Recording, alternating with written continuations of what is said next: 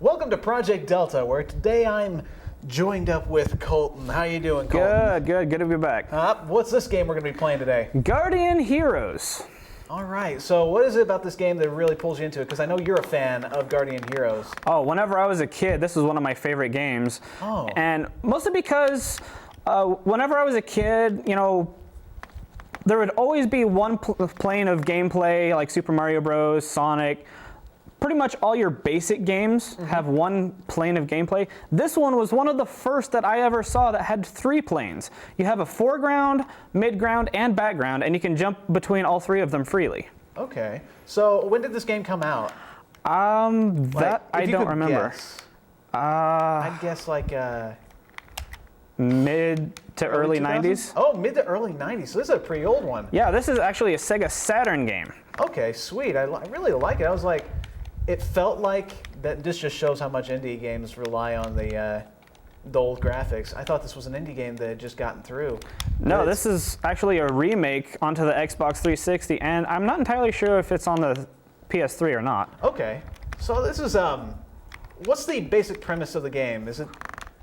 Basic premise of the game is really simple. It's a story game that, depending on how you play, will alter the story and gameplay. All right. So you say that you were telling me that there are different factors that can decide different endings in this game, right? Or is there? Right. There's, for example, it will actually determine whether you're a good player or a bad player, as in like good or evil. And if you like break too many barrels, like harm civilians, that sort of thing. If guards are trying to escape and you just kill them or constantly bash dead enemies, that will give you a bad reputation.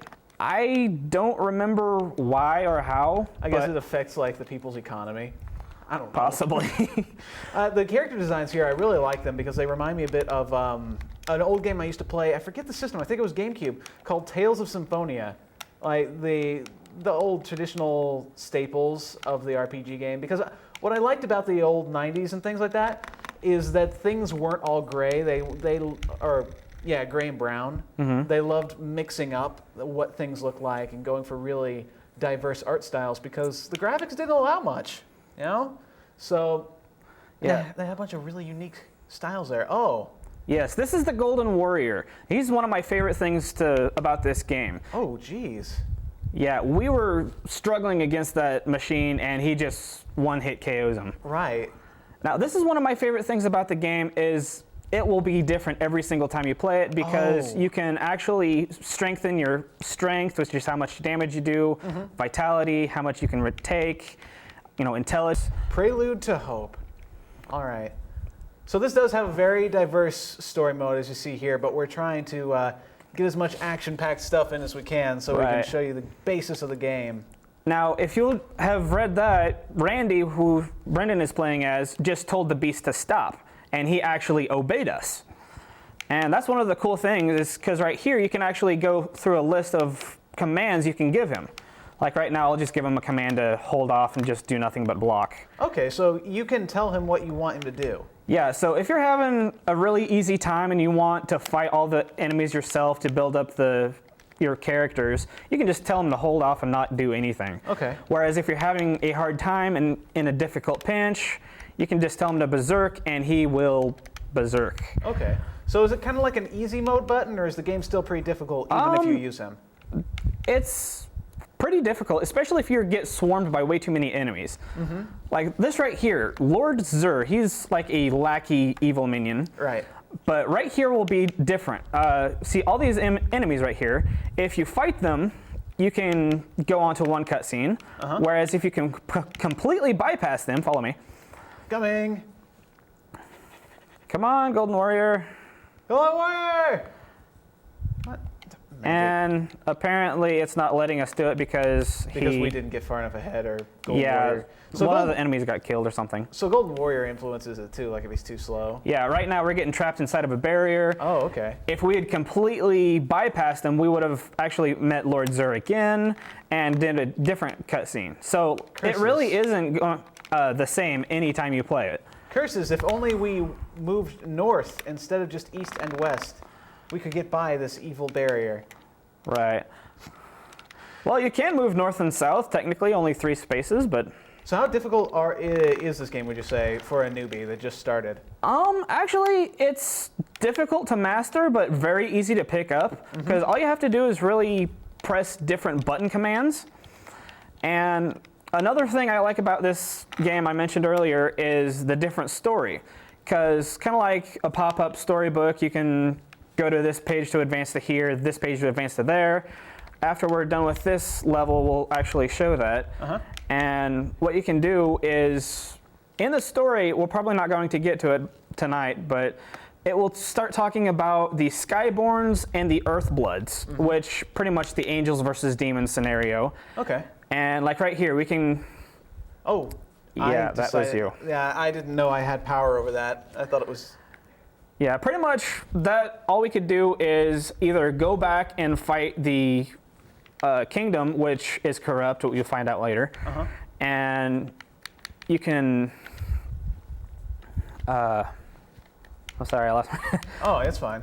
So I've noticed here that there are both elements of RPG stuff, like with the leveling up and the stats there. Right. But there's also, this beat 'em up style. Would you consider this more RPG or more beat 'em up? I would say definitely more beat 'em up because the story is really set in stone, but you have a limited access of changing it. Whereas you're always fighting nonstop. Yeah, I can tell. So where is it possible to find this? Is it on like? Xbox Live currently has it right now. Okay. We're playing it on Xbox now.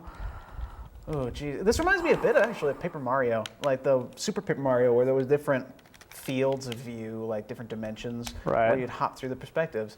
And, well, I think the Paper Mario actually came around the same time. I think Paper Mario was a little bit later. I Okay. could be wrong, but maybe shortly after. Oh, can you jump? Yeah. Okay, I did not know you could jump, but I'm okay with this. Just up on the D-pad or the joystick, whichever. Oh, okay. Just up on the D-pad. What? I should have known this. I feel so stupid, but it's okay. But yeah, they always were so innovative with the styles of these old games, like how everything was limited, and they had to do that because there wasn't so much memory for them to have super detailed soldiers and stuff on the battlefield. And I've always had a big love of these types of games that really touch on that. So kudos to this year. Yeah, as I mentioned before with the Skyborn and the Earthblood, there's a wizard known as Canon, who you find out later. It's actually at the end of this level. He kind of works with the Earthblood, but kind of resents the Skyborn. Yeah, you can decide to join up with the Skyborn, the Earthblood, or just go completely independent and kind of say neither to both. Sounds like a Imperial or Stormcloak decision like Skyrim. Possibly. Yeah, I remember that. How much does choosing one or the other really impact? Really, it's pretty much the same gameplay. It's just different stories. Okay. And on the Xbox 360 version, you'll actually get different achievements for going down the different paths. Okay, so it is like Skyrim, because Skyrim had like little changes to the gameplay. It was just, oh, geez. There are a lot of robots there. Those guys were bosses. Hold right trigger. Hey. So yeah, this is definitely a fun game. It would be how much money do you think on? How much is it? I don't remember how much it was. It's less than like $10, I think, maybe 15, 20. All right, so that would be on Xbox Live Arcade. Right. Definitely pick it up. It's got retro pixels. I love the look of it. It's got a bunch of new mechanics that I definitely enjoy. It's a new mechanic that I don't see very often in an older game. So if you love retro games, if you love beat 'em ups and RPG aspects, check out this game. You've been watching Project Delta here on Respawn TV. Watch us Monday through Thursday at 7 p.m. here on KNWT. Got any last remarks? This game is great. Pick it up and enjoy. All right. It's a nice throwback.